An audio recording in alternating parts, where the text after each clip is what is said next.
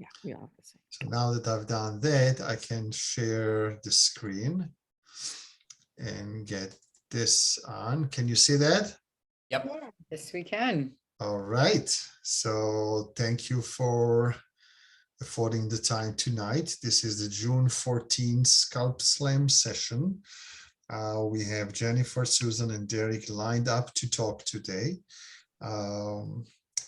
Let me cover a couple of house rules.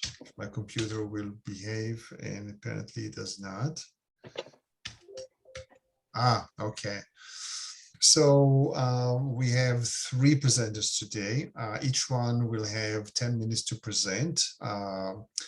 And then it will follow up by 5 minutes Q&A. If we have time at the end of the 3rd presentation, and today we may have the time, we'll have a general discussion after that. It's presenters self-paced. You'll be telling me, the facilitator, to advance the slides, and I'll do it one at a time.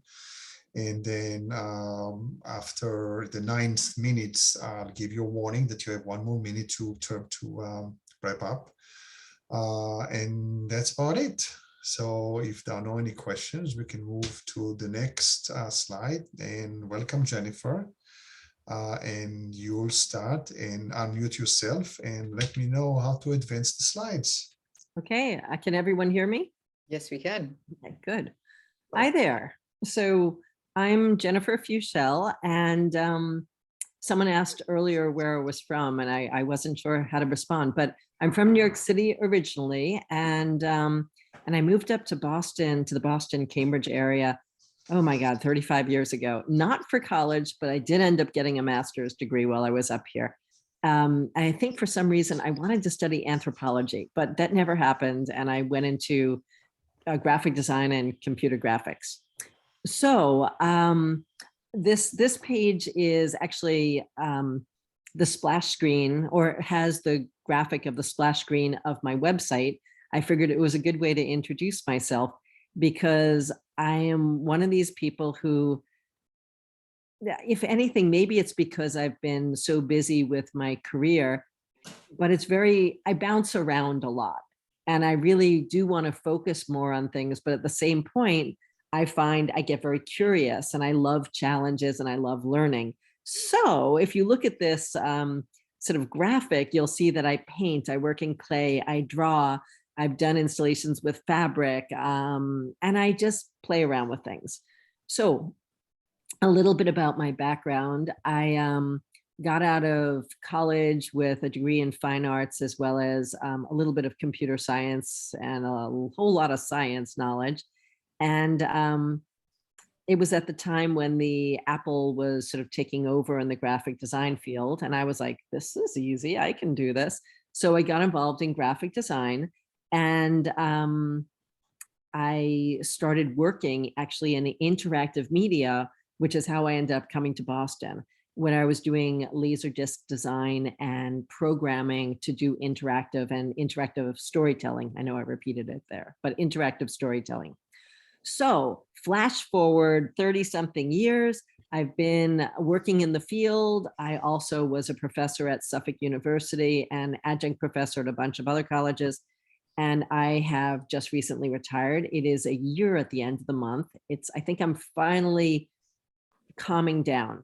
And I still have a lot of interests in the crossover between computers and fine arts. And I also really like the idea of augmented reality, even though I haven't found the idea of how to use it yet in the fine arts area. A lot of my work, I try to have concept-based, not all of it. And I'm always willing to learn new tools. I really love to collaborate. I am curious. I love brainstorming. I also love humor. And no, this is not a personal ad, but I just had to put it in there. So, okay, can you advance, please? It's weird not having control. So this is just one of the things that I've done is I sometimes get very nervously overproductive. So when you come to my open studios, I will have a lot of tables filled with a lot of these little miniatures and other things I've just made, and often in ceramics because they're fun. And I'll go back and forth between carving and figure working and other things. And it's just sort of like falling out of me is the way of looking at it. I'm just curious. They're not all, most of them aren't very good, but I'm just curious with the ideas. And can you go to the next one, please? I also happen to have this theme of fish that I keep going back to. So I recently just explored raku and I made a fish, and now I want to make a whole bunch of other fish in this motif. I've also worked, I have an octopus on the left. Unfortunately, that's the color. I had the best photograph of the color one that I disliked. The blues and purple one, I need to rephotograph. But anyway, it's just fun to work in sculpture and clay. That's a wall hanging, or it can sit on a table. If you could advance a little bit more. And with the obsessiveness, I will make a lot of little figurines. As you see, I do tend to like to work with a lot of sheep. I've now made a bunch of larger sheep, more stylized than this. I just find them adorable. I do like doing illustration in clay with carving. And just for whatever reason this spring, earlier, I got obsessed with making little miniature house bells to hang in trees or ornaments. So it just gives you a little idea there. There's also a dragon in that and a whole bunch of large fish, but let's go to the next one, please. So I also, when I can, I like to put a little bit of humor into things. So the one on the left, I wanted to explore some sculpture in clay. These are all maybe about 8 inches tall, maybe 9 inches. And so it's a, the one on the left is a bust, which had an interesting background because my mother was a sculptor. Well, she used to do sculpture, and she had used me as a model for one of them. So I wanted to do something similar, but in this case, I thought it'd be fun to just throw a nest on her head. And the fox on the right, the whole reason I made the sculpture of the fox was so that I could put a rubber chicken in its mouth. Because I just thought what makes a fox happy is a chicken in his mouth, and I want to use rubber chicken. So if you can go to the next one, please. And another thing that I did in my retirement recently is I took a metal class at Snow Farms, and I just had so much fun playing around with it. I don't know where it's going to go, but I really liked it. Of course, I have no facilities to do this, but the first day I was like, God, this is not for me. I can't think of what to do. I'm having no luck. And then the next 3 days of the workshop, I was just cranking out stuff left and right. It was so much fun. So this is just like half of what I made. I was a little crazy. The next one, please. So just getting back to ceramics, and I have worked in many different mediums, but I just figured I'd show some of the ceramics because since a lot of my work is very much nature-based, I did a whole series on the passenger pigeon because I don't know if people know them. They're not courier pigeons.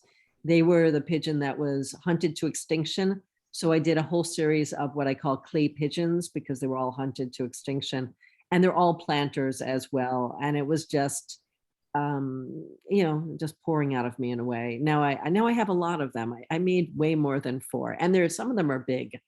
So the next one, please.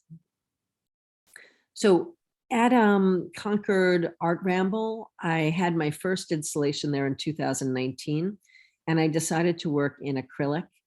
And the first piece was called Our Trees Ourselves.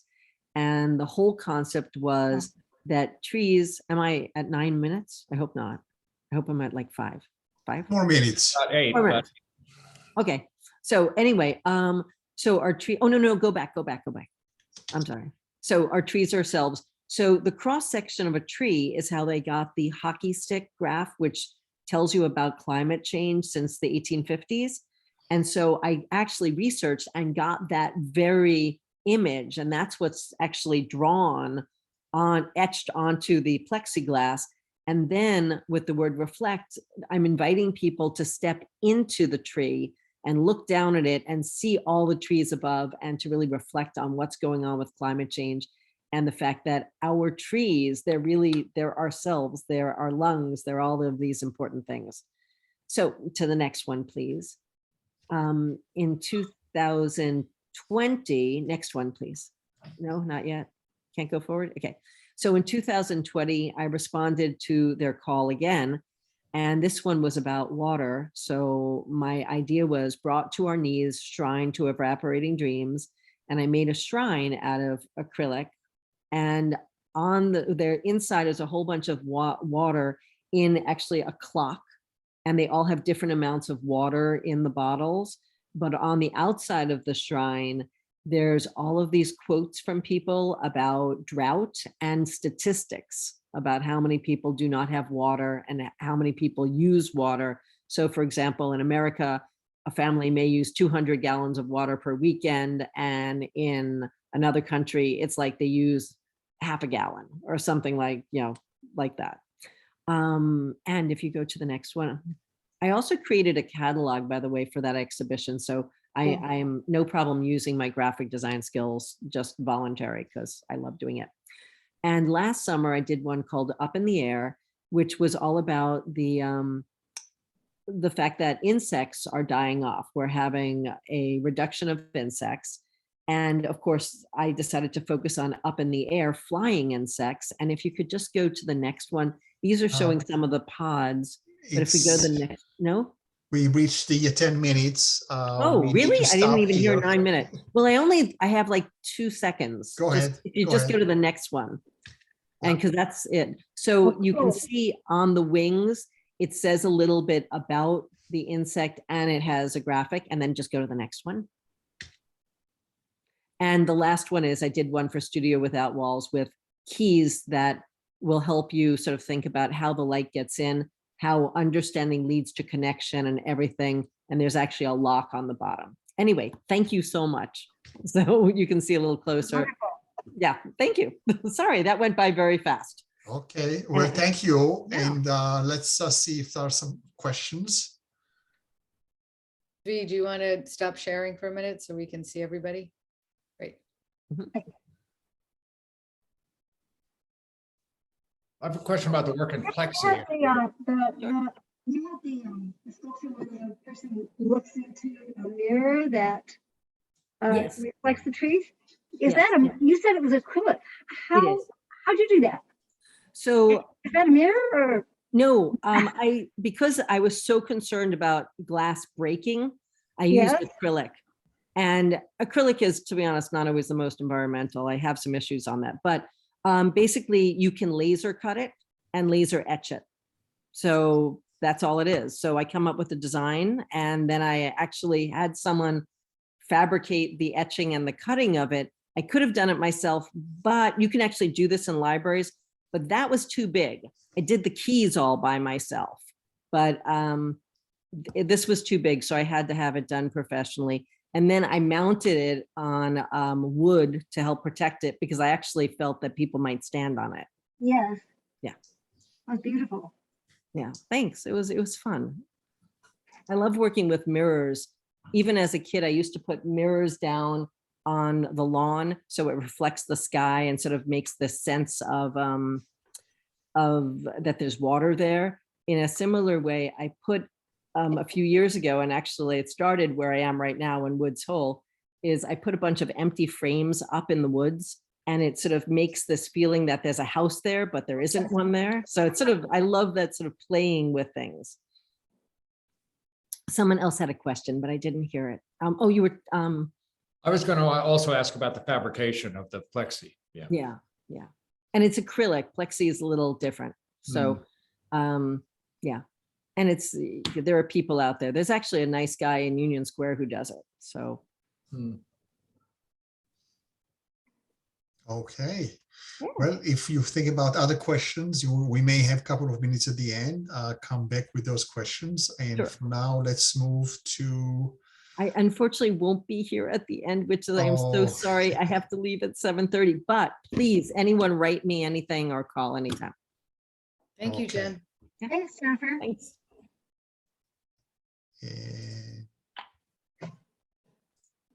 Okay, and we move to the next. And Susan, you're on. Hi. So go back a second. there's a lot of signs that probably you could just flick by with a second. So I'm Susan Ramsey, and thanks to a stint in internet dating, I live in both Arizona and New Hampshire. And I've been here about 5 years. 3 of them, I think, have been pandemic years. So I'm a little bit isolated, and I love being part of this organization. So thanks for inviting me. We're going to talk now about, there's a couple of different things that I do. I do bas-reliefs of children. I do portraits. I do a little bit in terracotta.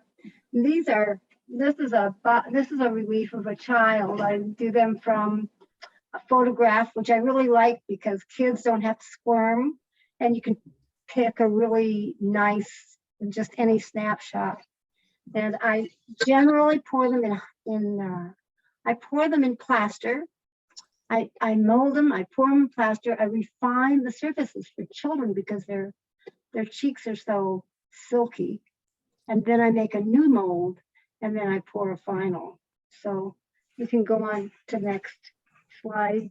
Here's a couple more children and their photographs. It's really fun to play with the interplay between the clay and the background. And it's easy to do that, I think, with little kids. Is there another of children? Oh, here's the last slide had a relief poured in hydrocal, and this is bronze. It looks a little more arty, but I like the hydrocal better because it's more childlike and more silky. So next slide, please. This is one in clay, and you can see the surface of her skin. You know, clay, it's not real smooth, and I like. So next slide. I also do figures. We're going to see all of these figures. This is Carrie Roberts. I wanted to do a sculpture of a dancer. So I hired a model, and go back. And I did a sculpture that looked like somebody buff trying to be a dancer. So I called around to dance studios in Arizona, and Carrie's mom called me. She was 15 when she started modeling, and I'd give her a picture and she'd just make it magic. You can go on to the next slide now. Here's the piece that I did from her, and the next one. That's the back side of it. And you can see her just beautiful form. Next one. This is Carrie again, about 4 or 5 years later, as an older teen. And if you look on the right side, I like to put a good face on my sculptures. That was one of the things I used to go to art museums and zip right to the sculptures, and I'd see these beautiful sculptures. Now, always the faces didn't always look real. And so that's kind of a thing for me. Let's look at the next one. This is my favorite sculpture. She's about 5 inches long. You can hold her in her hands. She's poured solid, so she's real weighty. And her hair is the sprue because she's finished on the top and the bottom. And I do these, if I have a model, I do them from a model. But oftentimes I do them from downloads because I can't get a model, or I have a model, but in between I like to do work in between model sessions. So I'll get a download with a particular gesture or posture and try to work both of them. Next. And this one, I wanted to make a sculpture with a really good rounded low back, good posture sitting, and but with a little tiny lean forward and a cock of the head and the arms crossed. This is called Listening Impatiently. She's about 12 inches high, I guess. Next slide. This is just a little terracotta reclining figure. The next one. I should say something before this. I used to be a psychologist. I love people. I love connecting to them. And I think the reasons that I love being a psychologist are similar or the same as the reasons I like to do portraits. I love to meet people, to see people, to portray who they really are if I can. And this is Ivan Oliver. He's from the Grenadines. He's a captain of a boat, and he loves being a captain, but he struggles to make the rent. And so he has this sort of aura about him of being kind of like a little troubled and a little happy. And I tried to capture that. The next one. This is Veronica Cook. She also came from St. Vincent's. And she is a housekeeper there. But when you talk to her, she has this really peaceful aura about her. So I did these in the Grenadines. I made a little tiny maquette of each person so I could catch the shape of their head and kind of a general. And then I took 360 photographs to finish the sculptures. Go on to the next one, please. This is Willie Nelson. I just saw a picture of him. That just killed me. It looked so beautiful. It was a profile, but this is really done in the round, and it was hard to. When you're famous, everybody takes your picture from the front. It's hard to find how people look from the side or from the back. But I did a lot of looking for old portraits of Willie Nelson. And the next one, please. Oh, these are terracotta figures. I just did a few of them, but I got my clay really, really, really wet. And then I started making sculptures, and they came out so cool. They're like about 7 inches high, and they're rakued, so the surface looks really nice. It isn't something I went back to a lot because it didn't have the pull to me that portraits do, and figures, but they were really fun to do, and I love to look at them. And one of these days I'm going to get really muddy and do some more of them because I like them so much. Next one is another one. This is another one of those very wet clay. I mean, it was just like mud. And the next one. This is my current project. So this picture is a download from Pose Faces. It's a figure you can turn around 360. It's a pandemic effort because I didn't have to have a model or find a model or be in the same room with one. And so that's what I'm working on. And my last one, you can go on. Oh, my husband and I looked for roadrunners in Arizona because he'd never seen one for about a year, and I made him a roadrunner. Mm. And the dog here is my dog's boyfriend, Chaser. I have a Rhodesian, and she has play dates with Chaser, and Chaser's owner lets us come over and run the dogs, and so that was a gift to them for just a little relief. It was challenging and kind of fun to find another animal and find out what their skull looks like and what their structure looks like, and then start from there. So, all right, that's about 9 minutes. Well, that's good because that's the end of my presentation. Right. Oh, one more. Good timing. Well, you have a Perfect. minute. You still have a minute if you want it. Yeah, I'm talking fast today. Yeah. I think that's all that I have to show. Any questions, guys? Susan, I wondered, this is Jen Berry. I wondered if you, so when you choose people to do you then offer them back to the people that you've done? Most every model that I've had, I give them a hydrocal copy of the piece because I feel like it's a partnership. How big are the standing figures at the very beginning? foot tall? They're 23 inches, Oh, okay. 23, 24 inches. Okay. I like I that. have one at home that's like 4 feet tall, but it's been sitting on its armature for about 3 years, waiting for me to get back to it. I'm not sure what happened, but I had a little sculpture that was it wasn't a maquette, it was a regular sculpture, but it was only in clay. I never poured it, and I'm using it as the model.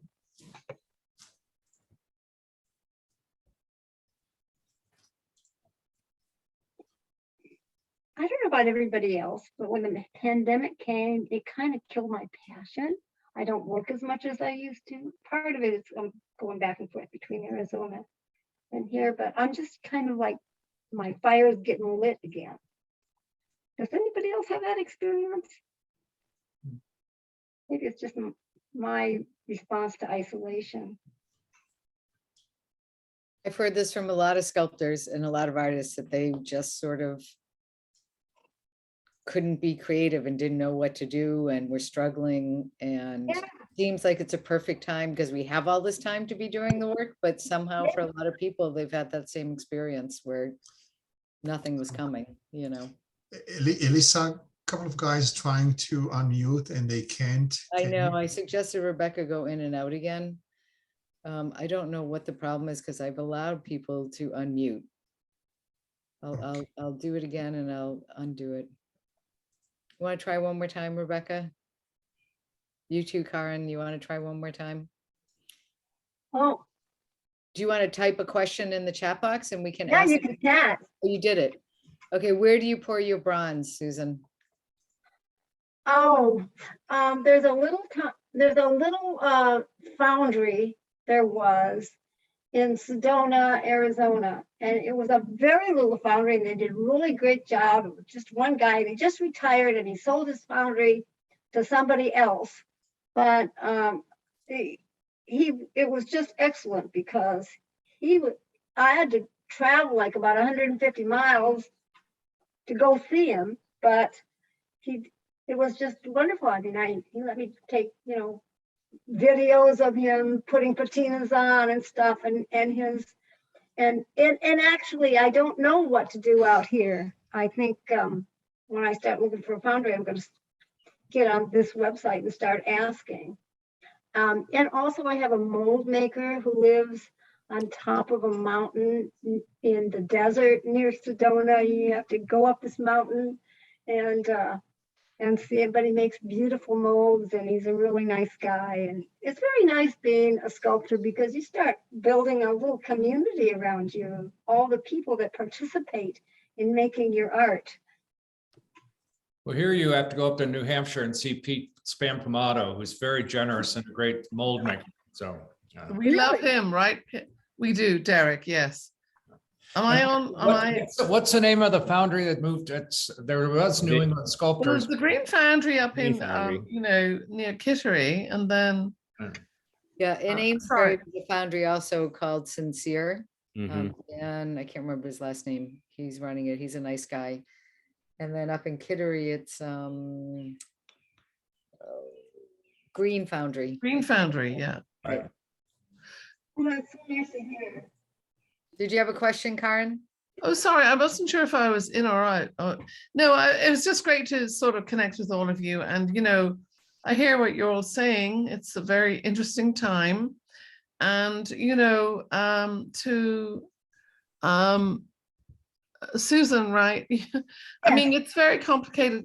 We just have to get through this time. It's not a normal time, but we're all getting through it, and we get our work, figured out as we go along in our world. I feel like we have had so many opportunities to show our work in the past, and now, thankfully, people want to see our work, and we have lots of great opportunities through NESA. And I think I want to big thank you to Alyssa. Alyssa, you've been fantastic about promoting our organization and getting us on board with the right people, with the right organizations. And, I have a very distracted life. I'm in Europe a lot because of my family.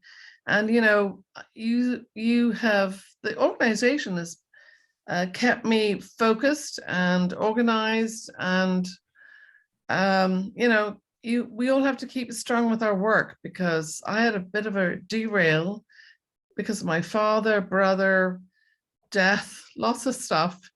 And, you know, this is life. And so what I want to say is we need to stay connected with our work post-COVID, Yes. and stay in our studios, get ourselves organized. I mean, I've had a real tough time, and I just want to thank NESA for keeping me in the groove, because it's not been easy in the last year and a half. And Is if that, you're am I being too wordy? No, you're doing Sorry. great, but if you're feeling lonely, we can reach out to a member. No, I'm that's- not lonely. I'm not lonely, but I know, just but want I'm to say I saying feel Susan. supported. Yeah, good.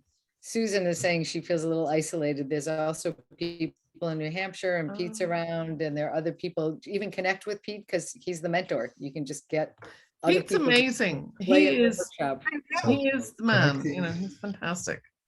Connecting to people, that reminds me that we have one more presentation for Yep, this and evening. I unfortunately have a meeting to go to, guys, so it's wonderful to see everybody. And one more thing, Rebecca put in the chat box that Jeff I'm gonna really mess this up, Bucaccio, that more or less, in Canton is also a bronze foundry. Okay. There will be a quiz though, Elisa, after you've seen it on. Okay, I'll watch it, I promise. So Elisa, before you leave, once you leave, I still just gonna can leave host, right? I'm gonna leave it open. I'm just gonna, Good, that's my yep. suggestion. Thanks a Thanks, lot, Elisa. Alyssa. Thanks also. bye, guys. You know, you're terrific. Thank Talk you. soon. Darling. So stay here, one more presentation to go. So let me share the screen again. Don't go anywhere. And Derek, you're on. Oh, that's not my personal slide, but that's all right. I'm Derek Tapaska. Is there a title shot to next page? Yeah, there it is. The boy, talk about a thumbnail. I was a professor, media professor, after doing all kinds of other stuff at Framingham State for 32 years till my 64th semester wound up on Zoom 2 years ago. And so I counted my blessings and quarantined and so on. But and I've been a member of NESA since about 2010, so a dozen years or so. So anyway, next one. Yeah, while I was at the university, I gave this this talk. It's called "Getting Physical: Why This Ex-Media, well now an ex-media professor loves his chainsaw." Next slide. And you know, I was quick to say that I don't really love my chainsaw, or the 2 or 3 of them, but I respect them a lot, and they help. Actually, the previous slide of the chainsaw with the burl, the chainsaw helped make this piece from that burl, which was then turned on the lathe, the hollow form red oak, and happily it's in the permanent collection at the Dana-Farber Cancer Institute here in Boston. So next one. There's one that never got to the lathe. Most of you probably know my work until recently has really been dominated by that one machine. I'm trying to free myself of that a bit, but this is about 21 inches tall, and it was called tetrahedron, and it's just made with the chainsaw basically, and then the 3 surfaces brought to varying degrees of finish. Next. But this is why this is the first known wood sculpture by myself. Made in 1955. It's dated on the bottom and initialed on the back. I used to tell my student it looks like 1455, but I'm not quite that old. But anyway, that was made when I was a Cub Scout, and it's clear to me now that one, I didn't know how to sharpen a knife very well, and I got bored easily because on the back I just started doodling, I think. Anyway, but it's pertinent because I still use a lot the very same kind of primitive $12, you know, a wood burner tool that you can, anyway, so I still use that tool. So next slide. And that's the physicality of my basement and my studio shop here in Belmont. And as you can see, it's a long, long way from the video editing suite or the darkroom or the computer labs at the university. So next. So I work primarily in wood, and one reality about working with wood, wonderful as it is that wood always moves and it frequently cracks. So at some point early on, I made a series called Desperate Measures. They're pretending to try to fix pieces that I caused on purpose, caused them to crack. So that's the first one, just called Desperate Measures bolt. Next one, there's Desperate Measures spikes. The next one, that was called clamps. The irony here was that the wood did move, so actually the clamps would fall off as the things happen. So I would tighten them, and I finally just put little pins on to hold the clamps on so they wouldn't fall off when the wood moved. All right, next one. That was called turnbuckles, and they sort of looked like sutures. And anyway, so next. But and also, I mean, there's always a temptation to sort of want to do more than just turn round things on the lathe when they talk about how beautiful the wood is. So this was just messing around. This is a hollow form I made out of cherry, but from the inside, I started to tear a hole through the surface, and I stumbled across a jar of modeling paste that someone had thrown out. So I thought, well, I wonder if this would work, and it does. A lot of you may be familiar with it. Painters use it to thicken their paint. And it's wonderful stuff. It's water soluble, so you can mix colors and put on. I'm modeling like frosting a cake on the lathe that was still on the lathe, and I would just put it on and use my hands for the tooling. Reminding myself and us that years ago, the verb to throw could mean either to make on the lathe or to make on the wheel. And then this had an applied rosewood rim added to it. Next one. That's another one you put on a layer of stuff and then stain over it and then sand back into the texture. So this is called AP Red number 1, because this is actually happily in the permanent collection at the Peabody Essex Museum, and they wanted a title. So it sounds like artist proof, but it just is the first red acrylic polymer one I made, and the only one I made actually. So, all right, next. Often too, even though the wood is beautiful, and here this is a walnut vessel about 18 inches tall, I got to be known as the guy who made pots with dots. And so using that sort of primitive wood burning tool, I would just sort of randomly scatter dots across the surface. All right, next. And at some point you could refashion the little brass tips on the wood burner. And so I'd refashioned this one, and I made this belongs now to my best friend. And they look sort of like tadpoles. I thought, aha, being a sort of adolescent at heart, I guess, I thought, I wonder if I could make them look like sperm.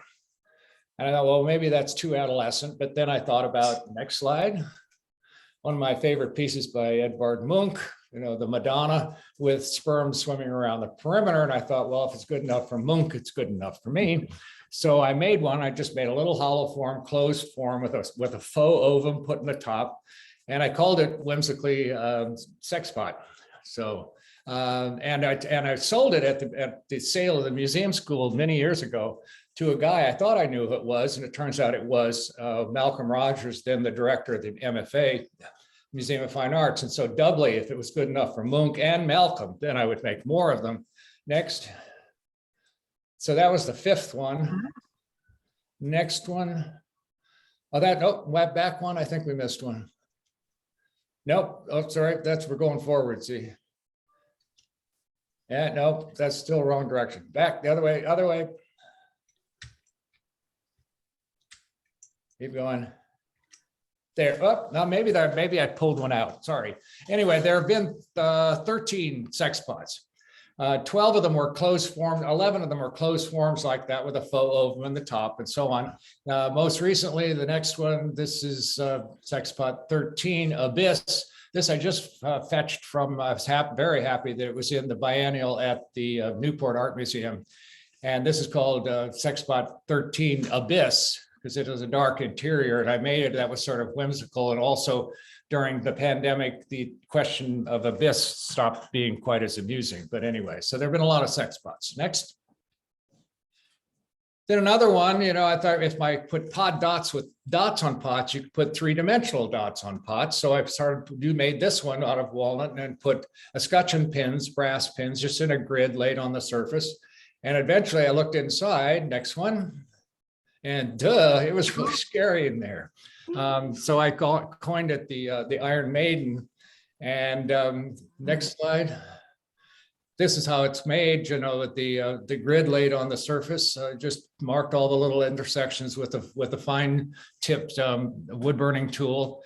sand off all the, no, mark them with a burner, sanded off all the lines, drilled all the holes, and then put the pins in. So next, so it turns into that, which is Iron Maiden 2. And ironically, both Iron Maiden 1 and her daughter, if maidens can have daughters, have both won cash prizes at the Roddy exhibition at the Concord Arts in the last few years. Next one. And then pins can also stick out as well as go in. Next one. Wow. That was the sort of tour de force. That's about 19 inches tall. It's stained deep blue. It's elm, and it's got 2,544 pins on it. That took 13 and a half hours to put the pins in after the piece was completely finished. And it's called Deep Blue Starfield in reference to both the IBM computer and the images made by the Hubble spacecraft about starfields. Next. So I thought, well, I ought to make something that's not always round and not always symmetrical and not always likable and lovable. So I made this piece held on the lathe and then carved and then added the glass eye.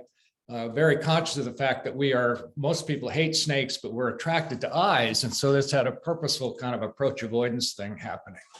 Next.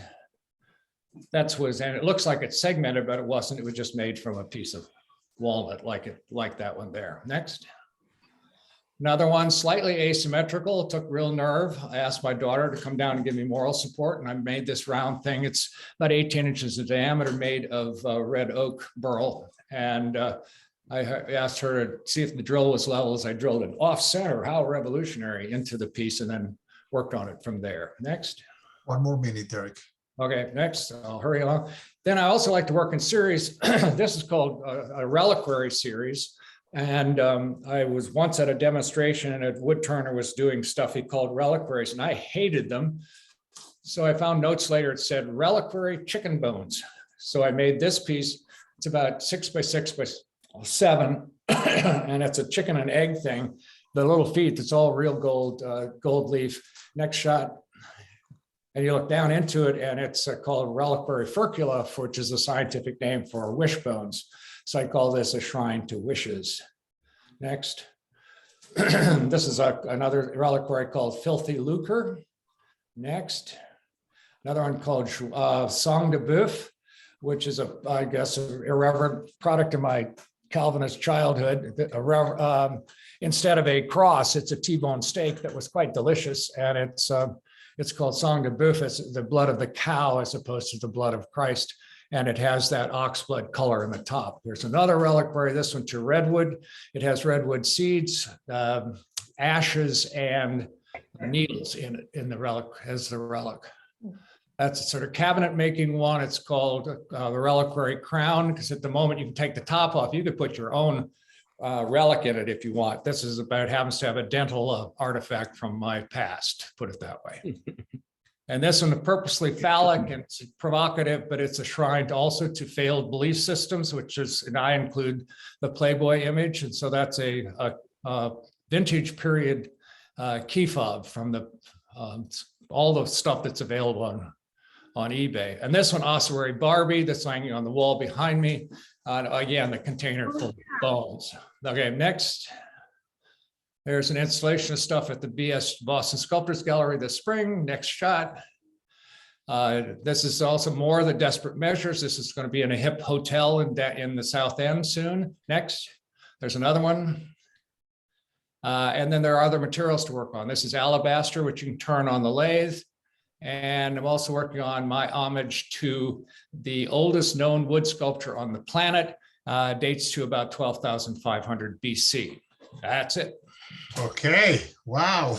Yeah, I did it. Thanks I a got lot. 40 in there. Anyway, go ahead. Yeah, before I turn my screen off, just to remind everybody that we still have time for questions. I want everybody to know that next month we're going to have Cornelia, Joe, and Al presenting. And if you don't know yet and you do want to present, please contact me or Derek, and we'll love to put you on the schedule. So with that, We're talking about you, Sean. I will stop sharing, and the floor is open to questions by anybody of anything. Derek, it's Jen. Does the wood ever split when you're putting all the pins in? I'm sorry, what about the split? Does the wood ever split when you're putting all the pins in? Not from the pins. I mean, it's always a fight with movement like that, but most of the vessels are turned through the middle of the pith. So most of that instability is removed. And, but if you don't do that, for instance, the last tall one with 5 bolts, that's only hollowed about halfway down. And then I leaned it against a little oil fired radiator in my basement to force it to crack or encourage it to get it over with. And then put that stuff, but the pins, of all things, one time, then I baked the one piece of walnut for about a few hours to get it to crack, getting it over with. But then when I put the pins in, I had to put little plugs in the crack to make them fit where I wanted to put anyway, so. Do you have to dry them? Do you have to dry this wood before you work it? No, hopefully you don't know, because it's so much more fun and easier to cut wet wood and green wood than dry. But again, that's always the problem, that they're going to fracture open like that. But again, see, when you turn down the middle, the pith is only present in the little foot, and you can stabilize it with super glue usually and all that. And then it's drying not end to end. You know, there's no tensions between the end grain and the side grain. So it tends to dry more uniformly. And I put it in a big lawn and leaf, craft paper bag, not plastic, because then it mildews with the moisture that comes out. And then it just keeps the inside from drying slower than the outside, which also, that's what the differential in drying is, what makes them crack. So you can baby them along, and I weigh it until the weight stabilizes, and then that's probably dry enough to finish with. So I used to, you can turn them wet, return them later, but that's nasty business. So I try to finish them to finish. I sometimes dry a sculpture in a turkey bag in the oven, kind of the same thing to keep the moisture consistent. Right. Hi,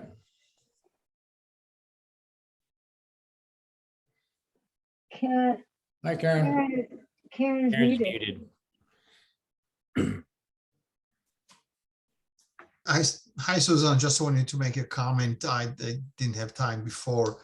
I really love the way you capture the people's face expressions. That's my goal. I think you got it. Thank you. Thank you. You're welcome. So I have a question for Derek. Derek, when you turn, do you turn a blank and then let it sit for a while, or do you turn it when it's totally green? I didn't quite. Well, that's what I meant with I start with green. Absolutely. Yeah. For one, you couldn't buy wood that big that's dried. Right. And, it has its hazards. That one big red oak thing was done several years ago, and it, I epoxied some of the cracks just to fill them. And as it dries, it still would be drying for 10 years, maybe. Right. It actually, so it's a question of, but it's usually starting with green wood. Yeah. Do you source your wood locally, or do you get it? Oh, I'd have to kill you. That old story. No, no, it's actually a wood, a secret and sacred source. Literally, for the last 20 years or so, it's been a wood a tree service up north in Billerica. Yeah. And they've gone out of the cutting business, but they make mulch and firewood, and they know us, and we've been nice to them and made stuff for them and so on. So they put aside good wood for us. And so recently I've got 24-inch and bigger walnut and cherry wood. It's really amazing resource. And sometimes it's wood that they don't want because they can't split it because it's too gnarly. That would be part of it. That would be part of it too. Yeah. So but searching for the wood is part of the fun. Yeah. My father-in-law turns. He lives in Hawaii though, so he doesn't compete with your wood sourse. But right. Well, he's constantly on the look whenever a tree cut down anywhere. He's looking. I can't get koa locally either. Yeah. So. Maybe you can do a trade. That's right. Yeah. But it's also, I live in the precious suburb of Belmont, so I can't put all the waste out because they think it's construction debris. So gratefully there is by legacy a working farm in Belmont. So I can take the wood, the shavings and the chips in big, like a back of my CRV filled with them and dump them in a mulch pile at the farm there. So it goes back into the soil. So. So we save it from becoming mulch and then we. Right. Then you make it in mulch. Then we help them make it into mulch. So, but it's, it's codger stuff, I mean, it's, I grew up I just came back from Iowa and I just reminded how we grew up in the natural world on the edge of an alfalfa field, which is now developed and all that, and we made stuff with our hands. There was a wood pile and a chicken coop and, stuff. And so it's a tradition that's really lost. And, kids don't get that experience much anymore either. All the shop classes have sort of disappeared and so on and so on. It's too bad because obviously all of us know how important it is and how it makes us smarter to work with our hands, so. Yeah, I was a child of the 50s. All we got was sewing and cooking. You got what? Sewing and cooking classes. Right, exactly. Very sexist at the time. Oh yeah, no, the girls took home ec and we took chop class. So. You guys took the fun ones. It's another one of those reasons why we're glad it's not the 50s anymore. Right.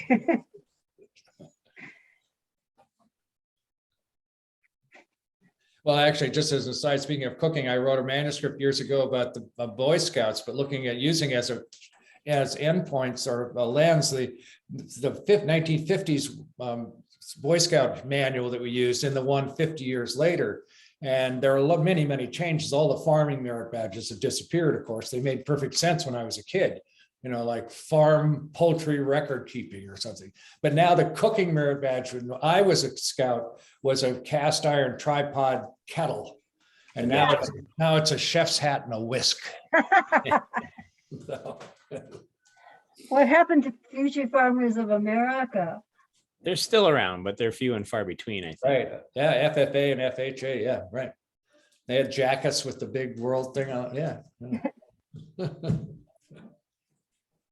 Yeah, Sean, I didn't even know it's you're up north, so Yeah. Anyway. I was taking notes before about foundries. Are there mold makers around also? Well, seriously, I mean, he's on our head of our mentoring program, and Pete Spampanato. And he is overly generous. He's just wonderfully generous with he's done workshops for us and helped individual people a lot, so on. So wonderful. he lives just across the border into New Hampshire from here. Wonderful. So, There's also Skylight. He's a sweetheart of a man too. Yeah, I would contact Pete, but there's also Skylight Studios that does a lot of mold making. That's true. In Jamaica Plain. In Jamaica Plain, yeah. Susan, I can send you a note with Pete's email if you like. Oh, yes, thank you. I appreciate that. And Pete will tell you if you ask if he's a retired machinist, but he has a picture on the wall of his studio of Neil Armstrong on the moon. And he says, I made that thing next to him on the ground, So he was a high-end machinist, and he's great. But a modest fellow. He never. I always demand that he tell us about that photograph on the wall. So he's a very good man. Sounds like a gem. Yeah.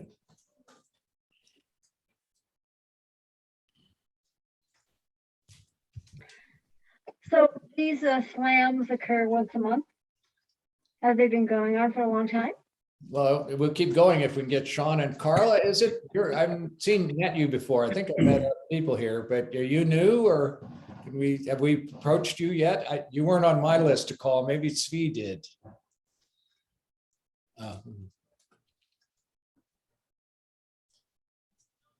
Oh, you're muted.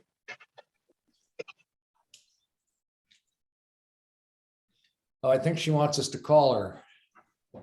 Yeah. Svi, she be on your list. We split up the new members from the 30-some new members from the last year and a half and called people as major recruits for this first round. Oh, I'm finally unmuted. Good. Hi. Okay. Hi.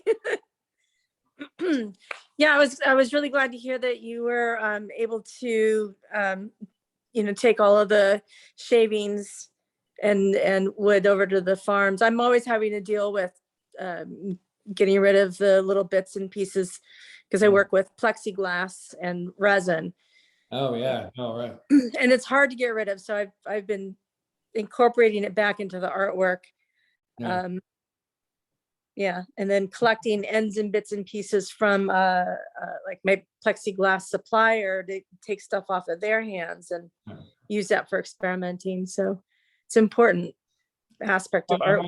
I'm always struck that the obviously most efficient container for wood chips is the tree itself, because literally those forms, which aren't that big, 18 inches, it'd be 2 shop bags full of shavings and several bags, 30, 40, 60 gallons of shavings and stuff coming out of it. So, yeah. Derek, you urethane all your pieces? No, almost never. Never. No, I mean, it depends, depending on the wood. Walnut, I like to just put, there's a Watco Danish, it's a Danish oil finish. Right. Yeah. Rubbed on. And then increasingly, it's worth the effort. Sanding it up to like 1,000 grit or something like that. Each successive application of the stuff. Often use shellac though too, but it's really oil finished or shellac based. Uh-huh.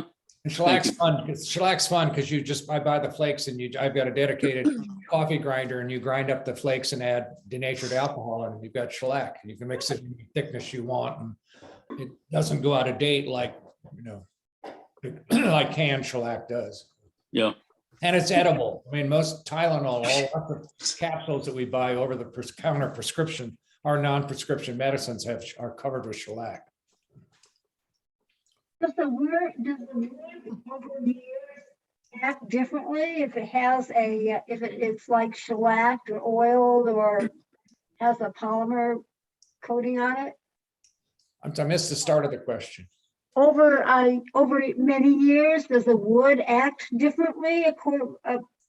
Well, it's different. If it's something that breathes or doesn't breathe, or yeah, I mean, they all breathe somewhat. And by the way, they're also all really not food safe once they've cured for a few weeks or something like that. But the shellac is also reparable because you can always sand it down and put more on because it self-dissolves itself in the finish. But it's a surface finish as opposed to the Danish oil finishes, which actually polymerize in the wood itself. And so that's a nice stuff. It's got to be patient because it's multiple applications over time. And but I just try to keep it simple because it's like, I was a black and white photographer and then Photoshop came in and I didn't know what the hell to do. So too many options, or patinas, and it's the last thing they teach you, the last day of a foundry class. And then you find out, there's a whole world. Sean's nodding. There's all big fat books of every possible patina, so, yeah. Okay, guys, we at top of the hour. So thank you very much for participating and asking the right questions. Good. And Thank I you. hope to see everybody months from now on the July session. If you haven't presented yet and you do want to, you know what to do. V, Yeah. I just wanted to, I had emailed a while ago, I'm not going to be able to do July Slam. Okay. Then we'll figure out when you can do. I'll have to go into the fall at some point. Okay, no problem. Or Thank you. Carla, Yeah, I think I'm around. V, do you have the date? Well, it's 4 weeks from tonight, right? It is exactly July 12th. I'm available. You're available? Shoot me an email. I'll get you right in. Yay! You're in. Cornelia, right? Carla. Okay. Send me an email. I'll provide you the information. Okay. Great. Thank you. Okay, guys. Thanks, everyone. That was Thanks really for sharing. fun. Good night, everybody. Have a good Great. night. See you next month. Good to see you all. Yeah, good Take seeing care. everybody. Bye. Bye-bye. Night. Bye.